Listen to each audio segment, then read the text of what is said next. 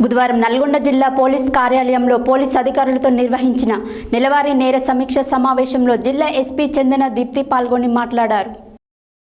బుధవారం నల్గొండ జిల్లా పోలీస్ కార్యాలయంలో పోలీస్ అధికారులతో నిర్వహించిన నెలవారీ నేర సమీక్ష సమావేశంలో జిల్లా ఎస్పీ చందన దీప్తి పాల్గొని మాట్లాడుతూ పెండింగ్ కేసులు లేకుండా అవసరమైన అన్ని చర్యలు తీసుకోవాలని, పెండింగ్ కేసులను త్వరితంగా పరిష్కరిస్తూ పెండింగ్ కేసుల సంఖ్య తగ్గించడానికి ప్రణాళిక ప్రకారం చర్యలు తీసుకోవాలని అధికారులను ఆదేశించారు. పెండింగ్లో ఉన్న అండర్ ఇన్వెస్టిగేషన్ కేసులో గ్రేవ్, నాన్ గ్రేవ్ కేసుల గురించి అడిగి, గ్రేవ్, నాన్ గ్రేవ్ కేసుల్లో ఇన్వెస్టిగేషన్ చేసేటప్పుడు ప్రతి కేసులో క్వాలిటీ ఇన్వెస్టిగేషన్తో పూర్తి పారదర్శకంగా చేయాలన్నారు. కేసు నమోదు నుండి ఛార్జిషీట్ వరకు ప్రతి విషయాన్ని కూలంకుషంగా పరిశోధన చేసి ఫైనలైజ్ చేయాలని అన్నారు. పోక్సో, గ్రేవ్ కేసుల్లో త్వరితగతిన ఇన్వెస్టిగేషన్ పూర్తి చేసి కోర్టులో ఛార్జ్షీట్ దాఖలు చేయాలని అన్నారు.